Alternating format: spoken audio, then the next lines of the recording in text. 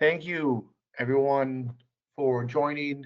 Thank you for finding us online and joining our great panel of experts today to speak on this important topic, mastering NIS2 compliance, best practices, and regulatory readiness. We have an excellent panel of experts who have a tremendous amount of combined experience across all of the domains relative to this important topic of OT cybersecurity across the European Union. We've got dozens of you who have joined. We thank you all for being here. It's going to be a great informational session. And with that, we will get started.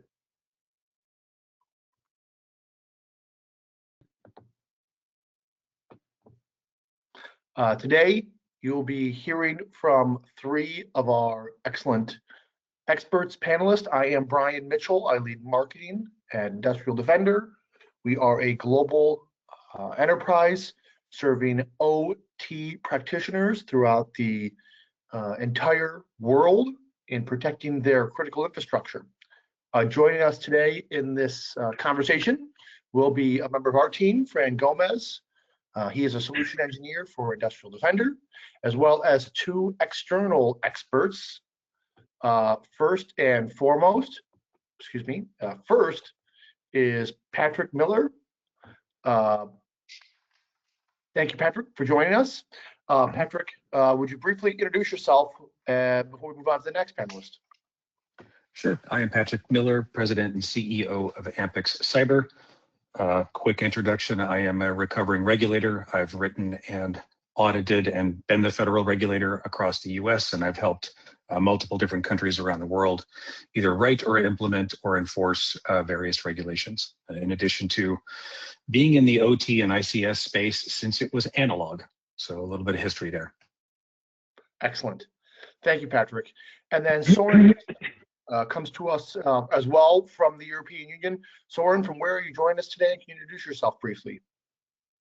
Yeah, hi. My name is Soren Knudsen. I'm from Denmark, and as an independent consultant, working solely in OT, cybersecurity, and network. For this one, I've also been employed at the Danish Energy Agency, so the regulator for Denmark, as part of helping both for this one and so on.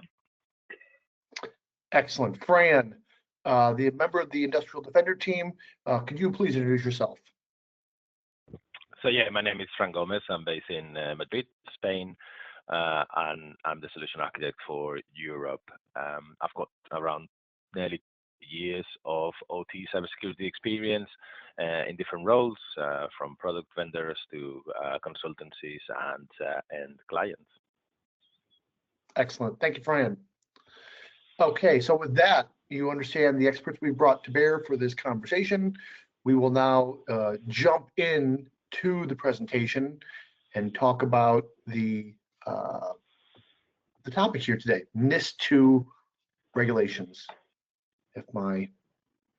Okay, I'll turn over to Fran to give us the intro and start talking NIS2 regulatory. Thank you, Brian. So as we said, we're going to be talking about NIS2 compliance and best practices. We're going to draw from the expertise that Patrick and Soren bring over, and we're going to try to cover these 5 topics around the context, national implementation, NIS2 within the realm of OT, ICS, cybersecurity, compliance program, how do we comply against this new regulation, and what is next for the next steps for your organization. Excellent. So for the first topic, to begin, it's important to recognize that NIS2 is not simply an update of the original NIS directive that came out in 2016 or another incremental compliance exercise. It represents a fundamental shift in how you approach cybersecurity. We need a primarily technical concern into domains of governance, operational resilience, and national security. Patrick, Soren, why is this directive different? Yeah, Soren, I guess I'll start. This one it's different because it's an addition to what came before it. It's a significant difference. There was NIS2 beforehand. It had a fair number, but the scope just completely expanded when you went to NIS2. And I think probably something else we should maybe get into, and I'll let Søren jump in as well, is the fact that it's a directive versus a regulation. So there's a significant difference there. But I would say that the inclusion of the higher number of assets is probably one of the biggest issues in terms of kind of the scope expansion. It included basically Article 1 and Article 2, or sorry, 1 and 2 is the difference in like the essential service operators versus those that support them, or those that are like slightly less important. They're not automatically included. There are certain size things. So I think probably one of the bigger issues was they just really included a much higher number of people in scope. Yeah, and like you said, Patrick, it's a directive which is implemented by all the countries. So what we call it, member countries, and that is very important because we do have a lot of different ways to implement it. Even if it's what we call a minimum directive, so every member country needs to comply with this set. There is different implementations, different times. Unfortunately, a lot of European countries is not where they should be, but we see that there is a lot of different implementations. One example in Denmark, the NIS2 directive is implemented by at least 4 or 5 different regulators. So if you call energy, like district heating, electricity, that is by the Energy Agency. If you take wastewater, that is what we call SAMSIC, which is a new society preparedness agency. So you can see that it's not just easy to implement in one country, and it's even worse when we talk about different countries, when you have locations in different countries, because you can look at the NIS directive, but it's not really that one that is regulated. You need to understand the local implementation too. Yeah, I think Croatia basically transposed their law, because there's the directive that basically says do the thing, and then every individual country implements their own laws, as Søren mentioned for Denmark. And then I think, as mentioned, Croatia implemented theirs ahead of the deadline in like February of 24. And then, for example, Germany, where I am, we didn't even put it in until December 6th of 2025. Which is basically after a bunch of deliberation. And then there are countries like France and Spain, which are still working on it, right? So it's going to be different in every country. Exactly. And it's going to have different enforcement mechanisms, and it can be broken out under different groups, just like Søren mentioned, because I've seen it. There's a couple of them. I haven't seen one country yet that has basically said it's all going to be enforced under one specific government structure. It's got multiple different components for everyone. So that it creates a much higher degree of complexity. And do you think that organizations are underestimating the operational and financial impact of NIS2 and personal accountability that is introduced by NIS2? Yeah, short answer. Yeah. So the NIS2 directive is much more than just a technical or compliance issues. So we have a lot of legal things, we have a lot of other things, and then they have the different countries adding on different things or different other standards, or trying to align with that. I think Germany is one, Patrick, you know that. Denmark is kind of different. It doesn't like to point at one standard, so it's more like use one standard and there is a bunch of them. So it's different from the different countries, and that's actually one of the critical things when you are applying to or need to comply with NIS2 is actually using the research work in front, so you understand it's not only the NIS2 directive from the EU that it's important, but also how it's implemented. Yeah, specific to your country. And Fran, your question around the cost, this is going to look different for organizations that are based in one country, right? It's going to be significantly, well, I'll say easier. I don't want to say easy, but it'll be easier for them to understand, if there's different sector-based reporting. So like if the electric sector is reporting differently than maybe the communications sector, because you've got things like what they call trust service providers, like DNS providers or top-level domain registries, those kind of things will report probably to someone different, not in all cases, but probably to someone different than, say, like an electric sector or maybe even a water sector, for example. So I think it's going to look, that's part of the message to get across, is this looks very different per country, per sector in some cases. So misunderstanding the degree of complexity and just maybe reading like your 10 mandatory measures and maybe like Annex 1, Annex 2, who's included, you're going to miss the specific implementation to where your operation is. And then if your operation is across multiple countries, that's going to look very different. So, if you're reading about this now for the first time, I would spend some time getting to know what it looks like for your operation in the places that you operate. Now, the next tier down is in the event that you need to have some contractual arrangements with things like service providers so that you can be compliant, because they're helping you get there. It maybe even if they're not even required to be compliant, but they're helping you to be compliant. You got to get that in line as well. So there's a very long tail in terms of complexity and cost here. Yeah, and sometimes you say, and sometimes it's not only different countries. You might have different sector auditors in different countries. So it gets very complex. So you need to find out where you are and what the auditor is actually thinking of you, and in terms of how critical you are in that given country, in that given sector. So it is kind of complex. That said, it's not something that you can't do. Actually, it's manageable. You just need to create. I always recommend creating a project, because you have so many different players in this one when you're doing that. So how should organizations think about NIS2? And obviously, the European Union has been releasing different regulations in different areas, adjacent frameworks like the CRA, the Cyber Resilience Act, and the CER. How are they supposed to be facing these? Are they going to treat it differently, all as a whole? How our organizations should be facing this? Yeah, I'll jump in. There's a difference. Each one of those is going to be different. So as we mentioned, the NIS2 is a directive versus a regulation. And for example, CRA is a regulation. So there's going to be a difference in terms of how it's applied.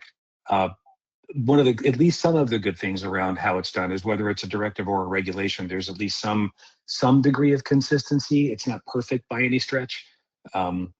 But at least it does give you something to measure against, right? You'll see things like CRA maybe a little bit more prescriptive, where NIS2 is less prescriptive and it's more high level.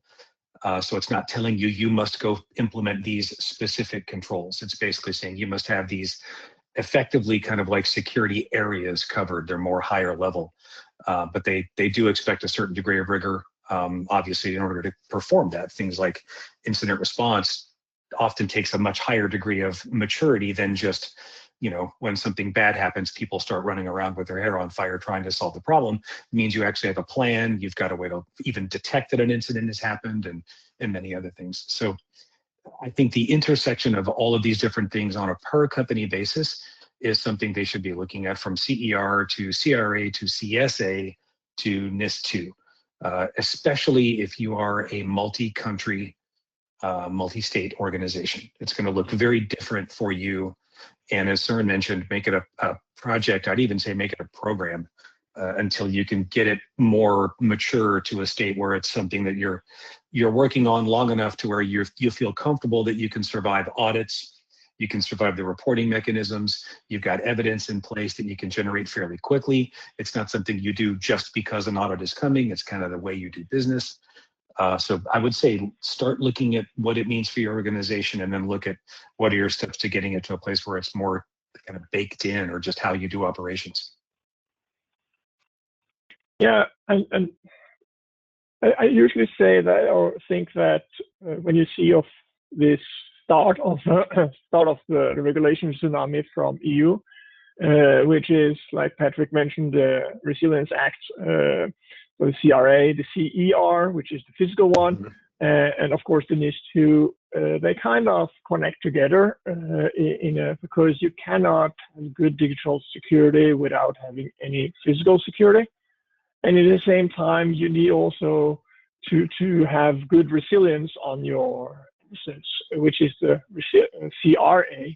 So all this is actually kind of tying together this one, or kind of Lego classes or Lego bricks that is actually built on top of each other, because it do a lot of things. But this is only the start from EU. Then you have the Machine Builders Directive, and then there's coming other things.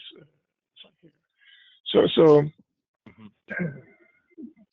it will be more and more, but it's important, like Patrick, either a program or a project. I agree, some of them for bigger companies will probably be a program, but it's not anything you can just do in 1 month. This is something that needs to involve both technical management and politics. Yeah. Yes, there we go. That's a good slide. Yeah. Trying to juggle all the different regulations and where it's moving from. I would like to move on to the second topic that we wanted to raise, and obviously you've touched on already, but yeah, one of the most important realities organizations are beginning to confront with that NIS2 compliance is that it's not a single uniform experience across Europe. Obviously the directive establishes that common framework, but operational reality depends heavily on how each member state chooses to transpose, supervise, and enforce it. So, Søren, you've already touched on this. Do you want to expand? Yeah, I can do that. National implementation is different, and I will, for the countries that has not implemented yet, it's going to be very, very interesting to see what they're doing, because if you look at the Nordics, where I normally, they kind of like to over-implement, and they've also already done that for NIS1, and is doing it differently for NIS2 as well. So there will be some kind of, my thought is, if I look in the future, there will be some differences between the north and the south of Europe, in a way how much extra you put on it, because this is a directive, you can do that. So in Denmark, you are looking more into segmentation. That is kind of even more detailed than in the NIS2. Segmentation and security for the technical part, like using more like the Purdue model, helping how to implement it, and so on. But also it's different from different member states, and we are back to that challenge. One thing that I think when we look around is going to be very interesting, where we haven't really got any, or I haven't heard any big penalties. What kind of penalties are we talking about? What are they going to do? I know that, and how is that implemented? Because in Europe, the legislation is not that these agencies might or might not be allowed to actually send penalties out as an invoice or something like that. Difference in the legal system. So how that will be done? In Denmark, it's sent as to the police as normal if you don't comply with the normal laws, and the police handles this. But I don't know for others actually how it is in this one. Yeah, one of the things I read in there, Søren, is they've got, I absolutely agree, it's going to look very different for how the penalties are issued. They're similar in like size and scope to GDPR, where it's like, 10 million euros or 2% of global turnover for essential entities at least. and then like 7 million or 1.4 for important entities. But one of the things I was looking at was their, in addition to financial penalties, and again, in the same way, it'll be different for each member state for how they implement the financial penalties. It'll be the same, like how they implement the other approaches, which are things like they can conduct inspections, request evidence. One of the ones that I thought was interesting was called order remedial measures. Because I know at least in North America, that was one of the more heavy-handed approaches. They would rather have a financial penalty than get the remedial measures, because it meant things like, you can't do these business improvements, you can't do these other things, you must do this first. So it directly affected their like business operation and bottom line. And then of course, what I liked to see in this case was serious cases where they can pursue things like personal liability. In some cases for like board members or management members as well. So we'll see how each member state actually implements that, because they all have their own, I guess, ways to enforce penalties, because the penalties go to the agency that is enforcing the penalty, and others, the penalty goes to the general fund for the government in general and like pays down the tax base. So this will look very interesting as you go country by country in terms of how the penalties unfold. But yeah, Fran, I did want to point out real quick, this map is great for those on the call. This is done by ECS-org. They show you basically which member states have implemented, which haven't, and then of course there's the ones that are non-EU but are doing it as well. Just because in a lot of cases it makes sense. It's not an overly done standard. For example, it's not too prescriptive. It gives you some flexibility. But this is a great slide. It's a great slide. There is one thing we found out, like when we were looking into it as preparation here, because we were showing this slide and we were saying, okay, let's go in and dig into some of the areas that I know a bit of. And then I could just see that the Danish implementation was not correct, all of the data, because it's just pointed to one of the agency and not the other ones, right? So it's a really good thing, but it's like everything else on the internet, you need to verify. Right. Yeah. And it can be challenging. When I was looking up all the different components here in Germany, for example, it was actually very challenging to get everything. So it took a fair bit of research. Yeah. Oh, that makes but sense. It's really good. So yeah. Trust but verify. Yeah. Always. Yeah. So yeah, moving on to the third topic, we're kind of going down the layers here, and obviously when organizations start discussing NIS2 compliance in OT environments, conversation sometimes jump into technology controls or incident reporting obligations. But underneath all of these requirements, it's a more fundamental questions. It's like, do we actually understand those systems that support our essential services? So how do you see that asset visibility as a foundation control, and how do you see it all fitting together with the NIS2 regulation? Yep, I'll start. I think the 10 mandatory measures in Article 21. I mean, short story, it's very difficult to do any of those without like asset management first, right? If you don't know what you have, it's difficult to do things like, incident response, which comes with things like threat hunting, incident handling, business continuity, supply chain security. If you don't know what you have, you can't do that. Even things like just standard basic cyber hygiene and training, you got to train on the right assets. You got to know you have them, all the way down to things like multi-factor authentication. So I would say most of those mandatory measures start with things like asset visibility or asset management at the core. Yeah, I agree. In some cases, you will not be able to know all your assets anyway. It's a very complex system, so get a good grip. But I don't want to say if you have all the critical elements plus kind of like 80–90% of it, it's sufficient for at least for the auditors I have worked with. There is one thing in the NIS2 directive that was a very big difference for when we talk risk management. I want to kind of stress that out a bit here, is that NIS1 was more like a paper audit. So there was very little allowance for the legal part to actually require to see the real things or the real data. This has been a big shift in NIS2.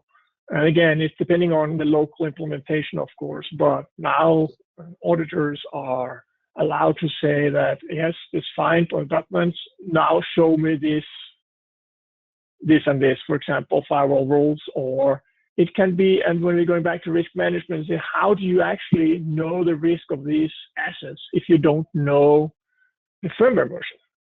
So again, it's going back to saying that now it's not only not to know what assets you have, but you probably need to know what firmware version is running on those assets to be able to do your risk management, to understand what vulnerability and resilience level they have.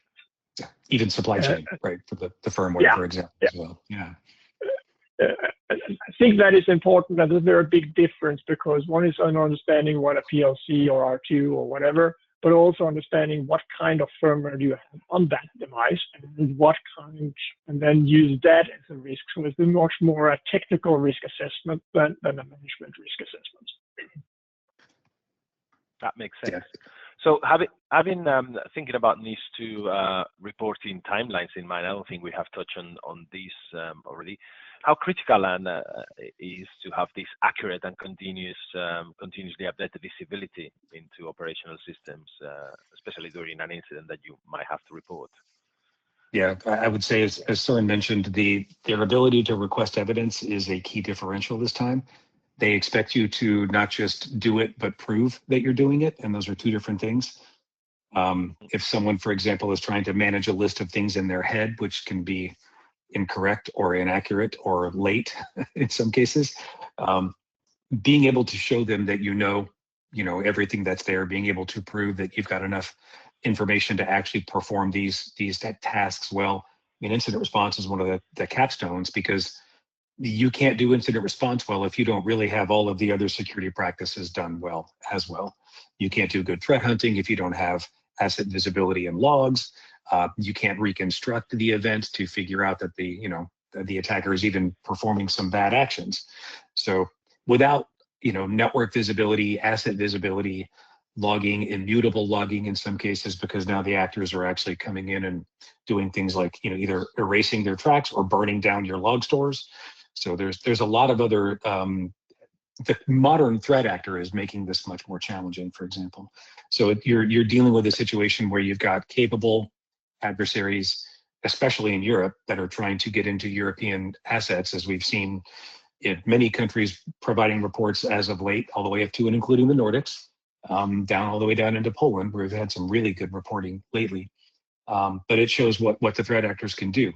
When the regulators, whatever they look like in every country, come in, that's going to be fresh on their mind. So they're going to want to see some real hard evidence that you actually know enough to do something about it based on those 10 mandatory actions. Yeah, I totally agree. There is one thing in these two directives that can go the other way. It's a bit because the kind of essential cornerstone is risk. So as long as you can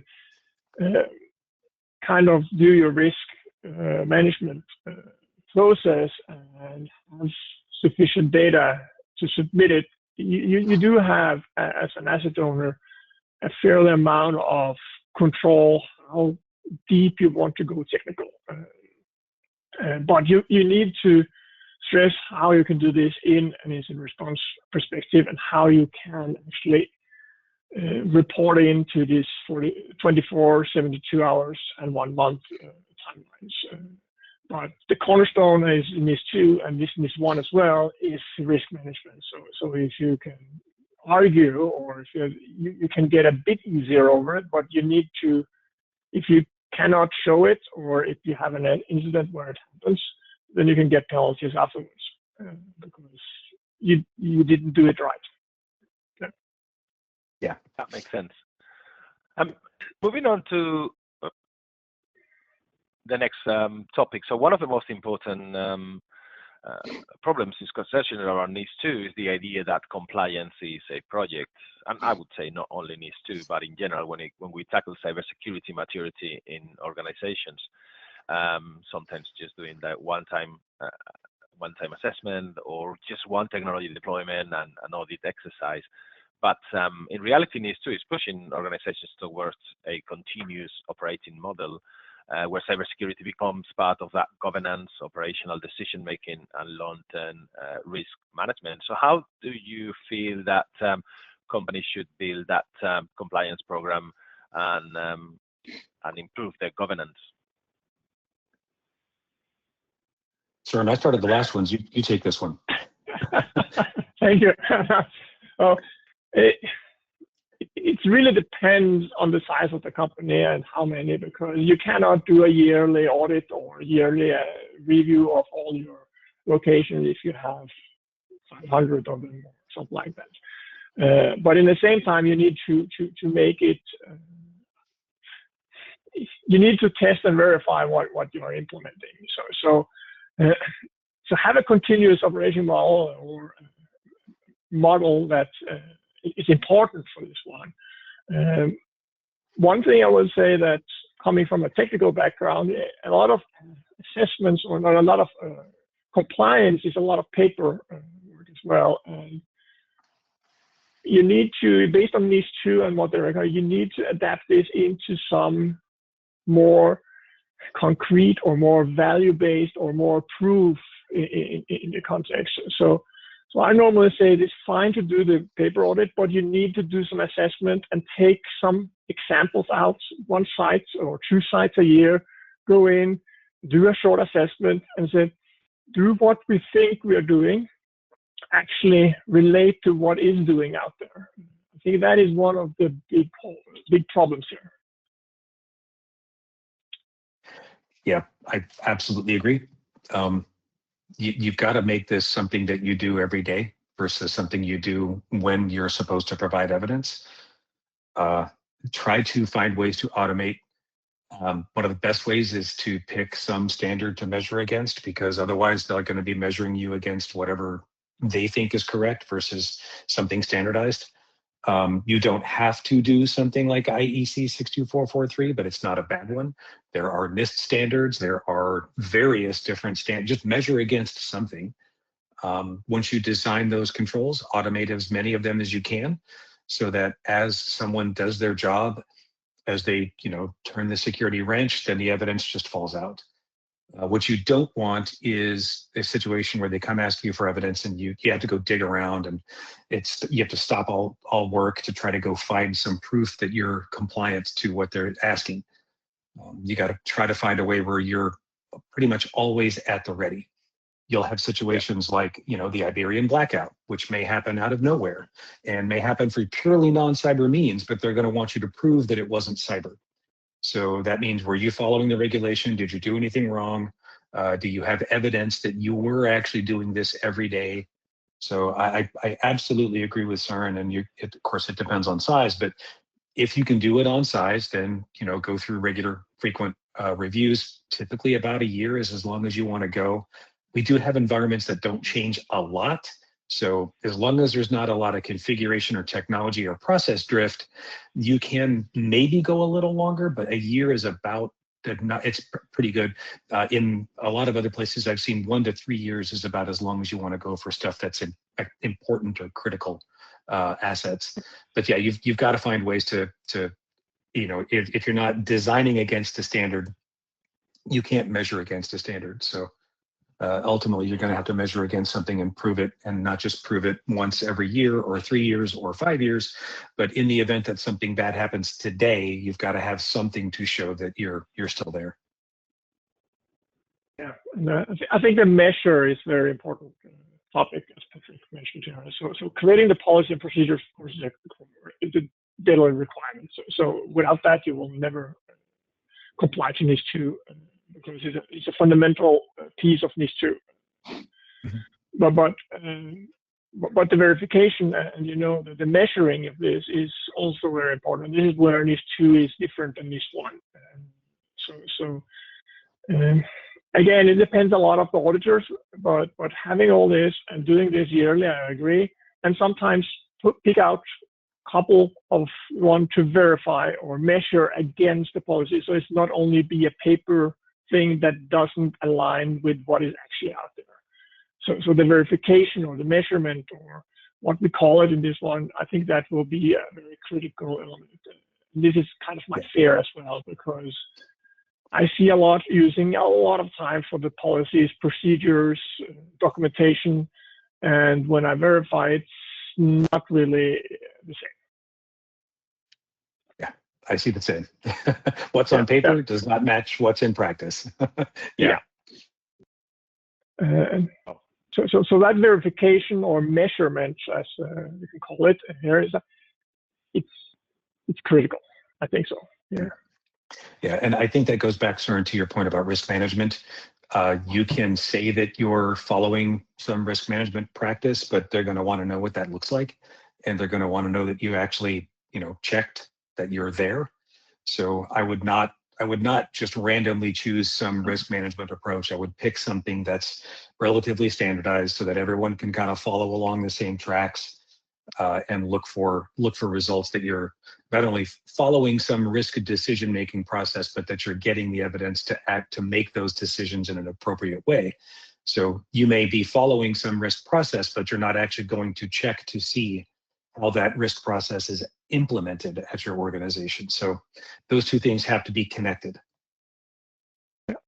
So one thing I normally say to when we're talking about models, and you see the maturity improvement in this slide, it says 62443, which is a great standard. NIST CFS is also nice. It's less and less, it's also used in Europe. But I see more looking at, it doesn't matter which one, as long as you have done your risk assessment of that standard or those standards. I actually see more and more building on kind of the Purdue model and adapt to that. And that's difficult when we talk about NIS2, but still doable on the architecture side. But I also see more and more is going in fight like CIS18 for OT. So it's not that important which standards you're using, or in some countries you need certification, of other countries you want. But you need to do your risk and say, why am I using this one? Why I'm actually doing this and not the other one. Yeah. Makes sense. Thank you. As we close the discussion, it's important to kind of step back from that compliance checklist and consider the broader direction of travel. So both from a threat perspective and a regulatory one. So do you think organizations are currently calibrating their cybersecurity urgency to regulatory timelines and the regulatory pressure rather than the actual threat landscape? Are they considering both? What's your experience there? Oh, that's a tough one, Fran. But I do think that the threat landscape is increasing faster than organization can adapt. Now you can just look at the geopolitical situation where we are now, and kind of cyber attacks follow that. You see a lot more cyber attacks coming in from different countries around the world, basically. So yes, we need some good way to be better resilient for this one. Yeah, I would say both. They're being dragged into the threat landscape, whether they like it or not, because the threat actors are attacking them. Like I said, some of the best reporting we've seen lately is coming out of Poland, and just in the 1 or 2 years that they provided data for, it wasn't like some small uptick. It was like a spike. I mean, serious spike in attacks on infrastructure components. And I would say, I would think, if I'm remembering correctly, all of them that were listed were those that would fall under the mandate in terms of essential services, right? So like Annex 1 stuff. In that case, if the most critical things are getting attacked more frequently, they're going to have to respond accordingly, or they're going to have their services go out. They're going to do something in response. It may not be perfect, It may not even be aligned with NIS2, but they'll have to do something. So NIS2 is the other motivator, we'll say, that's kind of creating, basically, you must be this tall to ride the infrastructure ride in the European Union. So I would say the short answer is both, but for different reasons. And there are places where they intersect, and there are places where you will want to go well above and beyond what NIS2 says, just because your threat actors are that capable and are causing these kinds of problems. Yeah, and I think companies out there should, probably a lot of them doing it, but I also know a lot that doesn't do it. So if you have some kind of outage, if you have some kind of, that is not necessarily cybersecurity or something, you could ask yourself the question, could this be done from a cyber attack? But saying that is also NIS2 is of course a lot focused on cyber, but we are just one piece for the resilience of our production. So we need to think about this also different. But I always recommend, a lot of my clients say, if you have some outage, if you have something, find out what it was. Of course, you do that, but also ask yourself the same question. Say, if this wasn't cyber, could it be done with cyber? Mm-hmm. Because that learning is actually very good, because then you can find out, okay, if it could be done with cyber, how would that be on our implementation, right? Do we have the right ways to block it? Do we have the right ways to see it? Because sometimes it takes a long time when an attack is in the network to actually find out it's there. Yeah, and I'll add one more component. The third leg on the stool, I think, Fran, is those other business motivators, things like cyber insurance, for example.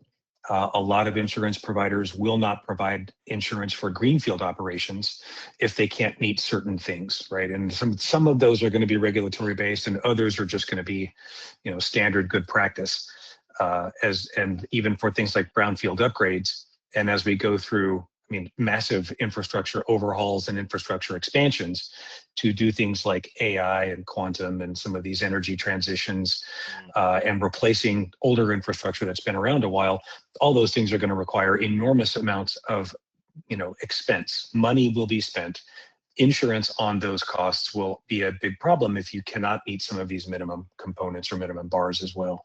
So you've got a lot of drivers that are supporting things like your NIS2 minimums in very real ways that are more than that are business drivers as well. So they match each other in a lot of ways, and it's this is more to catch those areas where you don't use the motivators for business to get there. It's that safety net.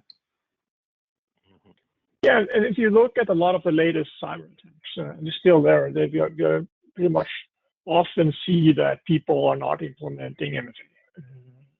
Right. They're still there. Yeah. I know, but I always take it a bit longer, because then there is a lot of people who say, okay, if I have a cyber attack and I have MFA, I need to be able to shut down the internet or the internet connections. And then I just ask, can your MFA still work? So when you're designing remote access to OT environments, this is kind of outside the NIS2, but it's related because NIS2 requires MFA, but it doesn't require that the MFA is actually working without internet connection, which I believe is a very, very critical component when we are protecting OT environments. Yeah, how would you isolate entirely? That's a major question right now.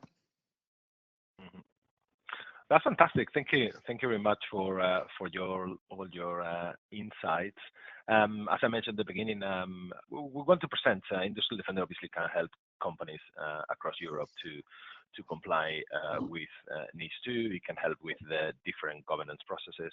So I'd like to just take a few minutes to just go over about what Industrial Defender does and what it looks like in our platform, just to get a real feeling for it. So just initially, like what is our solution and what is the value proposition? So in most of the OT environments, what we can call an asset inventory is often an incomplete or inferred, like from network traffic, spreadsheets, or legacy documentation. It's usually not up to date. But on the NIS2, that's not sufficient. You need this accurate, defensible data, which Industrial Defender takes this different approach. So instead of guessing what's on the network, it securely interrogates assets using the native interfaces. And this is critical because downstream decisions like risk, vulnerability management, compliance, depends on the accuracy of these data. So the question is no longer what IPs do I see or who's talking to who, but it's really what do I actually have? Can I prove it? And is it critical? So a little more nuance to that knowledge over your environment. So the next bit will be about change detection. So this is a second capability. And in OT environments, risk is often introduced not by external attacks, by uncontrolled or undocumented changes. A firmware updates, configuration tweak, a new user account, they can all introduce risk. So Industrial Defender establishes this baseline of each asset configuration and then continuously monitor for deviation. So every change is detected, recorded, and tracked over time. And obviously, this all aligns with what we've been discussing around NIS2, being able to notify or find out that you've been compromised and notify within the 24 hours, 72 hours, and 1 month. So having all these changes tracked will help you also demonstrate that how you did that. So with all this information creates this complete historical record of your environment, and this is key to answer questions like what changed, when did it change, and was it authorized, and most importantly, what risk did that change introduce? It's important to realize that we always need that human in the loop, the engineers that know your environment, your systems, and can use all this information, all this data to make informed decisions. The third capability is the vulnerability management, but with a crucial difference. Most organizations already have vulnerability data like CVEs, advisories, threat feeds, and the problem is prioritization because not every vulnerability matters in your environment. Industrial Defender correlates vulnerability intelligence with the real asset data, which we capture directly from the assets with no assumptions and no network guesses. It means that you can identify which vulnerabilities actually apply, which systems are affected, and which risks are the most critical to operations. And this is especially important in OT, where patching is not always immediate or even possible. You have to work on mitigation strategies. So instead of patch everything, you move to prioritize what matters the most to operation. Finally, the final capability is that compliance and reporting. And as we've been discussing on the NIS2, it's not enough to just manage risk. You must demonstrate that you're managing it. This is where many organizations struggle. They have tools, but they don't have the evidence. What we provide is these audit-ready reports, traceability of changes, visibility into vulnerabilities and mitigations, and it's all based on that accurate, continuously updated data. And it allows you to move from reactive to continuous compliance posture. And when audit happens on a regulatory or a regulator asks questions, you're not trying to reconstruct the past. You already have all these evidence.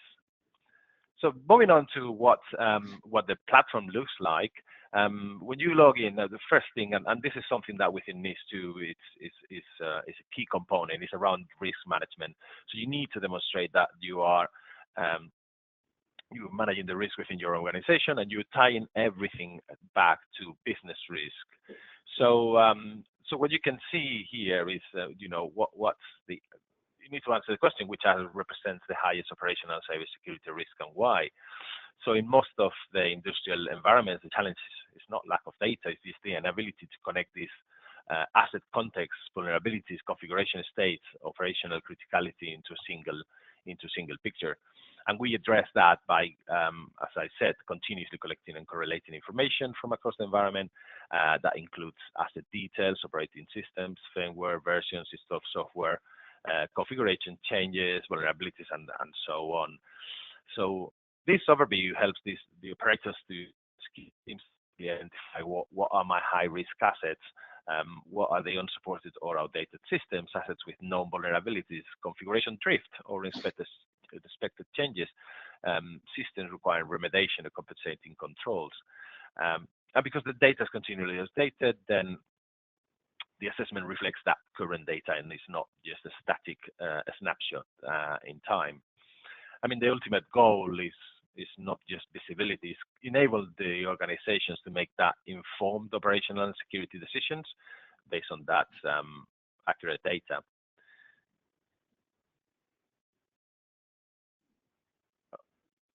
Try to move to the next slide. There you go. So this is the what our asset inventory looks like, and this view shows essentially the operational foundation of the platform. In OT environments, maintaining this inventory is significantly more difficult than in traditional IT, because assets are distributed, long-lived, often unmanaged, and many use proprietary or legacy protocols that standard IT tools cannot interpret correctly. Industrial Defender collects and normalizes this asset information across the environment, providing detailed context for each device.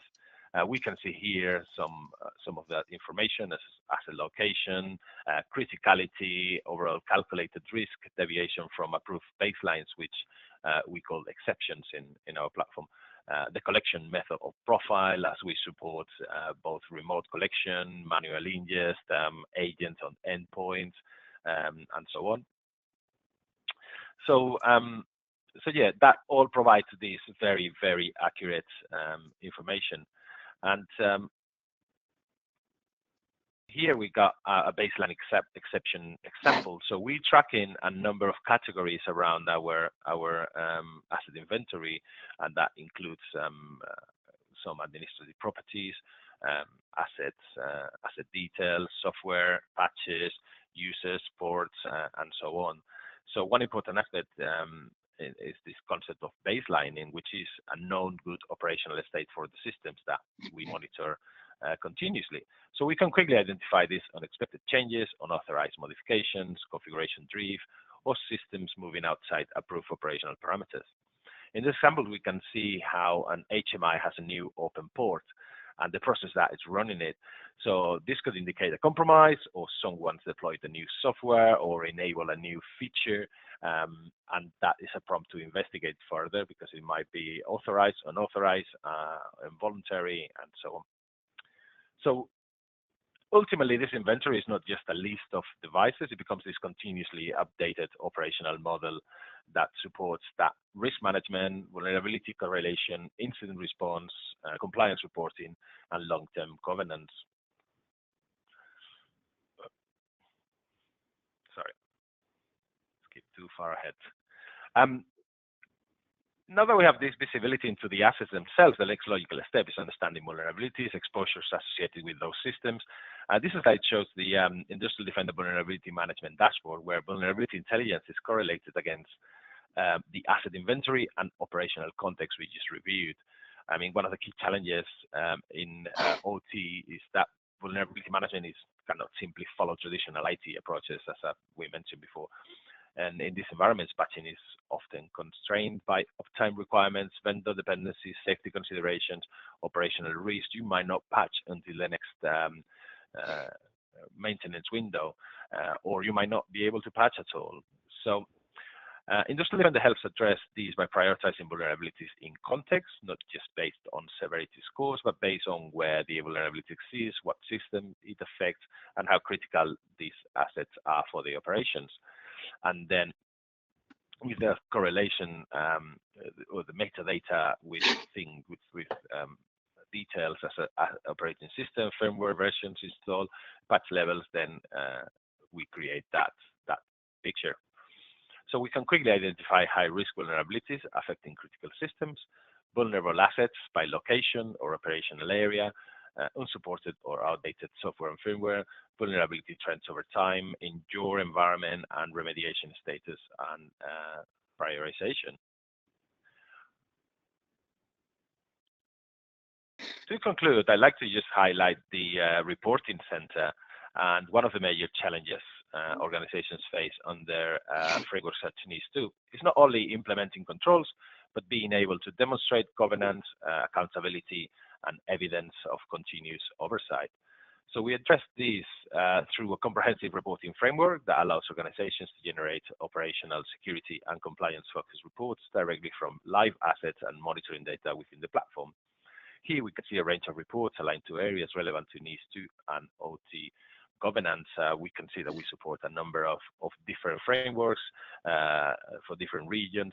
So what we've done is to organize all the information that we have on all the different reports under the NIS2 directive, so that you can launch reports that are related to that particular framework. So you can collect these, you can generate those reports on a regular basis. You can put as much detail and as little as necessary, because sometimes you're gonna be, because you might be generating reports for internal governance reviews, or a regulatory audit, or executive reportings, and demonstrating that might require different level of data. So here we just have an example around looking at the administrative properties for just the OT devices that you have in your environment, and this is what a report looks like in the solution.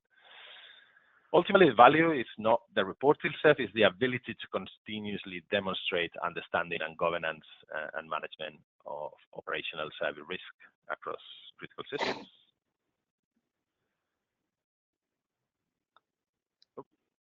Okay. Just to share as well, we do have a white paper around achieving NIS2 compliance with Industrial Defender. There's the link at the bottom of the page, and also the barcode if you want to use it. But yeah, this is all I wanted to cover. Brian, I get back to you. Excellent. Thank you, Fran. Thank you, Soren. Thank you, Patrick. We had a few questions come in during the conversation. If you don't mind taking those real quick. The first one that came in asked about passive versus active monitoring as it relates to NIS2. We had a participant say they have passive today, and is that sufficient? I would say so. There is no information in the NIS2 or in the legislations I know about implementation of NIS2 that require active monitoring. It doesn't state it that way, but you still need to understand what kind of firmware you have out there.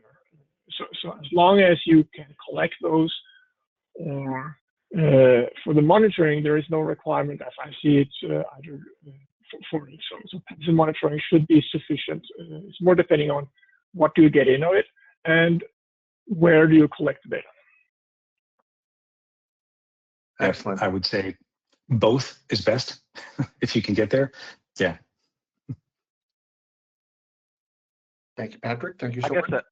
I guess as well, like ultimately, is obviously NIS2 doesn't say that specific control. It's all about risk management. It's about the quality. Like if you're going to be using only passive, then you're going to depend on what is the traffic that you see in the wire. And when you query directly the devices in a safe manner, then you're going to get first-hand data, first-hand intelligence about your environment, and that's going to provide you then along the line better vulnerability, the vulnerability information, and also how to protect and criticality and so on. So even though it's not a requirement, because it doesn't go to that technical detail, is obviously it's going to improve the way that you can do all the other tasks.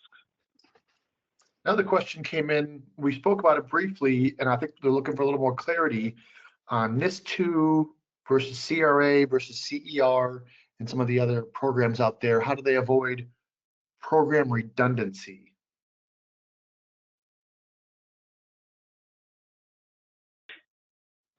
Do you want to start, Soren? Yeah, if I understand the program redundancy correctly, so overlap between the different regulations, if that is. So I think that the EU has tried to be as good as possible to not do too many overlap, but of course there will always be some. But think about the CRA is more like the producer or the vendor's perspective, where the NIS2 and CER is more on the asset owners. When that's said, there is nothing that is 100%, because as an asset owner, you need to understand the CRA as well, because you need to ask the right questions to your vendor and get the right information, because you will be mapped to that one as well, anyway, because of the resilience of it. That's how I see it. Yeah, there will be overlaps and there will be gaps. There's not a lot of them, as Søren mentioned, which that's the good thing. I mean, it's not perfect, but there are fewer gaps. They're meant to work together. They were not designed as competing or conflicting approaches. So just know that at least that was the goal in their design from everything that I've read so far and people that I've talked to that are involved. So it's going to be on the asset owner or the organization, whatever you are, whether you're a hardware and software manufacturer or an asset owner or any other sort of service provider in the mix. You're going to have to kind of work with all of them, understand them all, and see how they work within your space. But though some of them have their bigger impacts than others for the type of company that you are. Another question. Yeah, I think. Oh, sorry. I was gonna say that. Yeah, ultimately, with all the regulations coming across, it's just having this understanding between your business and the cyber context. So how does your cyber assets and your processes and everything affect that business and business risk? So how you approach that risk in a systematic way, and how do you document everything so that you can prove that you are doing the right things. So ultimately, those are the big kind of themes that around the different EU regulation coming out. Mm-hmm. Thank you, Brian. Yes, I think the next question goes right to that. Someone asked, our asset inventory is incomplete. How long will it take us to do an asset inventory working with a provider like Industrial Defender or someone along that same line? Yeah, as Søren mentioned earlier, you don't have to be 100%. It's really difficult to get 100%. Get as much as you can. Know where you're important. Like you probably should know at least which facilities, which locations contain important assets, and get all the ones in those based on your criticality. If you are mature, you can do things like business impact assessments and really get as much as possible looped in. It's going to depend on the size of your organization. You can drop in tools like Industrial Defender that I've seen, and they can do a fairly quick job at determining all the assets. So as long as you are architected well and the groundwork is done, you're prepared, they can turn an asset inventory around fairly quickly.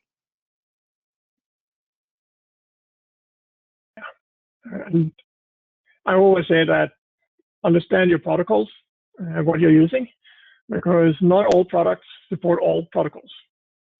And that's yeah. There is a lot of kind of homemade protocols out there. Yeah, I would say that again, and this initial picture could be fairly quick, especially if you start by analyzing the traffic in your environment. As long as you, as Patrick says, you have recognized or you know which one are your critical systems, your critical networks, you can start ingesting that and start looking at passively what are the assets and so on. Then building that more accurate picture is going to require more input from your engineers, and obviously it's going to depend on the different types of assets. You're going to be able to bulk onboard and a number of apps that share the same protocol and then the same interfaces. And again, it's an ongoing thing. You always need to look at what is your current coverage, what are the systems that I'm currently monitoring, and what are the ones that I'm not. And obviously spread the resources over time to make sure that you get better and better understanding on your environment. Excellent. Might be the last question, but we have one coming in around justifying this to our board. How do we justify both the expense and the resources internally it'll take to meet this compliance to our executive leadership and our board? Yeah, I do this all the time. Usually I don't mention the word security. Boards have a tendency to get a little bit more, we'll say, higher friction when you mention security, because it's a never-ending hole where you dump a bunch of money and the threats always get worse. So in that sense, I always work around, especially for an OT situation, you basically need a much higher degree of visibility into your operations anyway. You need to know why those problems are happening. These kinds of tools give you that level of visibility. So I talk about things like uptime, efficiency, root cause analysis, and also regulatory compliance. Sure, that also comes with it. Yeah, security comes with it too, but you gain these other operational efficiencies in a much better and more reliable way, so that you go in asking for improvements to the operation from an operational perspective, like an ops perspective versus a security perspective. And yes, you also get security with it. So typically I justify it that way. If there's been any sort of an outage, whether it was comm-based outage, human-based error, whatever, these tools help you diagnose those problems and solve them faster. So I usually approach it with that. If you need additional bonus, then add in things like regulatory and scary threat actors and that kind of thing too. But typically I don't lead with that, or sometimes I don't even mention it, depending upon how I pitch to the board. Agree. Also, understanding the resilience and the production efficiency is helping a lot. Yeah, it's key. And there's a reminder as well that obviously when it comes to governance and accountability, board level is board level responsibility for and management accountability for the oversight of cybersecurity risk. So so I guess when this personally affects you, you're gonna take it. You're gonna definitely pay attention to it and take it seriously. Yeah, great point, Frank. Exactly. Excellent. Well, those are all of our questions. Thank you from the participants, the registrations, for those lovely questions. Very thoughtful. And especially thank you to Soren and Patrick for taking your time and joining Industrial Defender. Fran, thank you for helping organize. We will be following up with everyone with our NIS2 white paper to help put more of this in context and give you additional guidance. And anything you need from us, please do not hesitate to reach out. We are here to help you on your journey to compliance, protection, and as Patrick said so well, business visibility and operational visibility that we can help provide at Industrial Defender. Thank you. Thanks, everyone. Thank you, Brian. Yeah. All right.